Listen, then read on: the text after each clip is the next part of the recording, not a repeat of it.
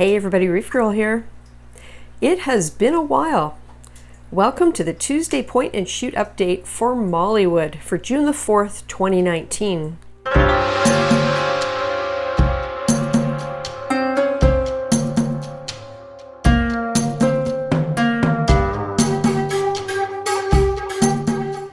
I think the last update I did on this tank was in January, so that is a long time. A few things have changed in here, and things are kind of moving forward in some ways. Let's start over here with the toadstool. You can see in the back there, yeah, it is pretty wrecked. It has been self-propagating probably for 2 months now, and what we have is frags. So what I've done is collected up all the bits and pieces, put them on rubble so that they can attach, and I'm going to be contacting my LFS, who I usually trade frags with, to see if he wants them. So once that one falls off, I probably will cut it into 3 and make up some more frags. And since we're over here, check out the Yuma. The Yuma used to be in the front, but it walked off its rock and decided to settle right here. It seems to be doing well in this spot, even though it's in the shade. It doesn't get a whole lot of light, but it's opening up pretty well, so that's awesome. Behind it is one of the 2 war corals that I have in this tank, and it's in low light as well. It gets tentacles that come out when I feed the tank, so it seems to be doing well. You can't see it from this angle, but it is growing along the front edge on the sand, although it is not encrusting on the rock. I don't know why that is. I've noticed the same thing with zoanthids in here. As soon as they get onto this rock, they kind of melt away, but who knows why that is. There you can see the other war coral, and it's leaning right up against the rock, and I don't know whether it's going to encrust or not. So the Corky Sea Finger is doing very, very well. I'm super happy with it. I will be fragging it to provide more light to the hairy mushroom underneath. Right there. I bought that from a fellow reefer along with a bunch of other things, and it seems to like that spot. Then we have the RG Weepy Toadstool. It's not a true weeping willow a la Jake Adams, but it's a very nice piece and really interesting. Tentacles aren't out super far right now because I have been messing around with the flow in here and feeding the fish, and they generally react to that. What else is new? Oh, statue guy. If you saw my update on Amathia's garden, the point and shoot post-crash update, you'll know that I had to take statue guy out of here and remove the party crasher Cyphastria because it was not doing well. And it's doing great where it is now. But on the other side, we have Egyptian guy. And the Hell's Gate Cyphastria is, in fact, encrusting nicely. So that project was successful, I feel. We regularly have snails and stuff all over this thing, hermit crabs. And it's also encrusting there, as you can see. Sorry it's blurry, but I'm shooting from the front of the tank to the back, and mollies keep wanting to photobomb. So the Cyphastria project was 50% successful, and I'm looking forward to seeing what that one looks like as it grows out. Having a problem with Xenia. The last couple of days, it's not looking so hot. I did have a suggestion from someone on Instagram that he moved his up higher in the tank and it got better. So I moved the one that was the worst up here. It looks better than it did when it was on the bottom, that's for sure. So I don't know what to expect there. I guess I'll wait and see. My green Nephthia finger leather. This thing took forever to grow, and now it's finally reaching a size where I think it should be able to establish itself. So that's good. What else we got going on here? Oh yes, Gorgeous George. Gorgeous George is gorgeous. There are days when he is absolutely massive and puffed up. And today is the day after a water change, so it seems like it takes him a day or two to readjust and get back to being huge and fluffy. The mycelium, I actually saw tentacles out on this thing this morning after I put the food in the tank. So it is getting new eyes along the edge. They're yellow when they first start, and it is growing outwards nicely. So although it's a super aggressive chalice, I'm gonna have to watch it. I love the colors, dark purple and orange. Like, how could you not love that? Over here, the Yuma rock is doing well. Now that I got rid of the flatworm infestation. Flashback.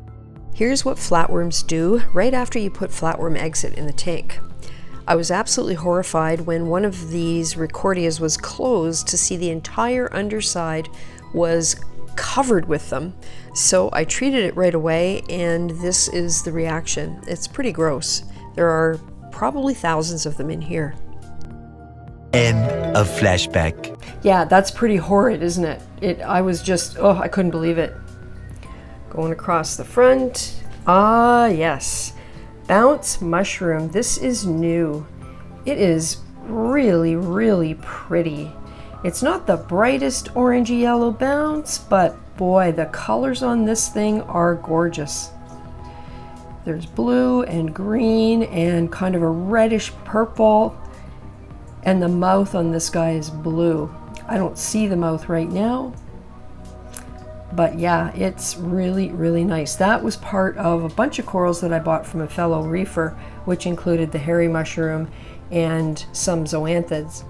Over here is the lobophilia. This thing just is amazing. It's growing really fast, which is kind of surprising because I wouldn't have thought the tank conditions, water and flow and everything would be optimal for it, but whatever it is, it likes this spot. And if you saw the video on the sponge rescue, there's the sponge. Sponge is doing great.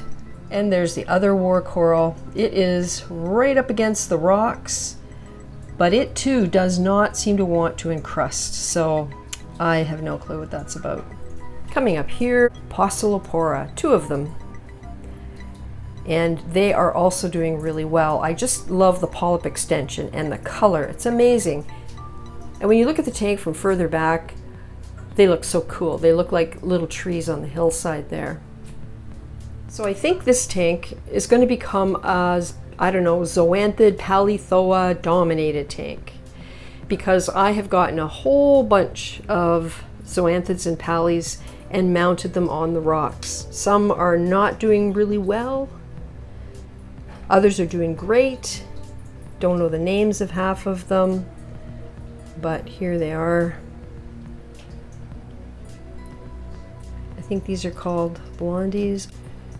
And let's not forget this guy, Sunset Montipora. This was a speck of fluorescence on the sandbed of Amathia's garden. And I picked it up and looked at it really closely and realized what I thought it might be, so I took a chance, put it on this piece of rock, and sure enough, it's the Sunset Montipora. And it is actually now starting to grow. So who would have thought? So that's pretty awesome. So we'll see what happens as it spreads out on that rock. There are a couple more zoanthids and pallies you can see here. There's some rastas. They're not quite random, but I'm hoping that when they all fill in, yes, those are speckle cracks. Also got those from a fellow reefer, and he gave me this one right here, the bow tie something, I don't know. It had 1 polyp and a bump, and now it's got a polyp and a baby and a couple more bumps. I didn't do such a great job of mounting it because I really didn't want all that much putty to show, but hopefully it'll get covered up. So moving along, you can kind of see how I've placed the zoanthids on this upper rock. I'm hoping they fill in nicely, and we'll see, because some of them really are struggling.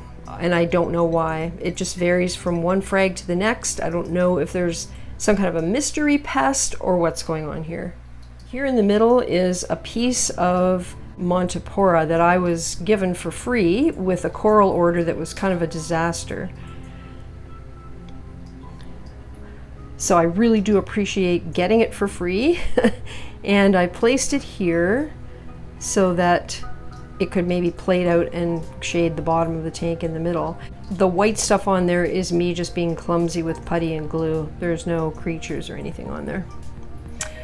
And we move across, and you can see I've got a few more areas of zoanthids. There's the branching cyphastrea, finally starting to spread out a little bit. I have a lot of these spaghetti worms with the yellow tentacles in here, and oh my god, do they ever bug the zoanthids. They get their tentacles all over them and they irritate them. So I've been trying to go through with a baster and blow them off, and if I see any tentacles that I can grab and rip off, I've been doing that with the tweezers. Anyway, so here are some more zoanthids, just all through here. That one, it just won't open. And the polyps get smaller and smaller, and then they just disappear. This one I put here, it's really pretty. It's a candy apple something or other, I think. But here's a good example of what's been going on with the non-encrusting. So you can't even see them anymore. This stupid fish. Come on, fish. Okay, right in the middle there, like right in the middle of the screen, you can see the white dot. To the left of the white dot are two shapes. Those two shapes are the last of my purple hornets. As soon as they hit this rock, they start to melt away. I don't know why. This one I placed over top of a huge tube worm that had a different body than I have ever seen before, and I could not scrape it off of the flat section underneath, so I just entombed it in putty. But the thing was huge, so part of me hopes that it's what was irritating the hornets, but I honestly don't know what to think. So I'll keep an eye on it and see what happens. And then coming across, we have more. I just mounted these about 2 days ago, so whenever that happens, they do get a little bit of rough handling, and it does take a few days for them to open. These guys have been here for a while. This is the one that had the Aiptasia in it, and it has really multiplied. This one I just put in recently. Utter chaos, looking pretty good, but not encrusting. So I don't know what the story is with that. And over here, this one's kind of cool. Some sort of a pally, and the one on the top here that the snail's cleaning up is the same. There's two polyps on that one. So that's been a tour of the coral. I don't think I missed anything. And here's just a quick shot of the top of the tank to show you the flow. That is from two random flow nozzles right there, because of course this tank has a dual return, and one Jebao RW4. So that thing needs cleaning, but the snails do a pretty darn good job of that, let me tell you. I think things are doing pretty good in Mollywood at the moment. The fish, you saw plenty of fish as we went through this video. And from time to time, I do have babies. And here's one that was in the tank about a week ago.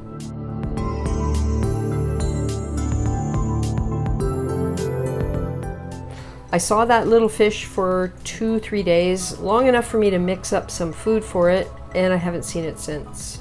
So, you know, I think the fish get born in here, but they aren't able to survive because of the overflow. It just is too much for them. Or they get eaten by the other fish. I have seen that happen right in front of my eyes. So that's been the update. If you're still watching, thank you so much. I really do appreciate it. And we will see you in 2 weeks with another update.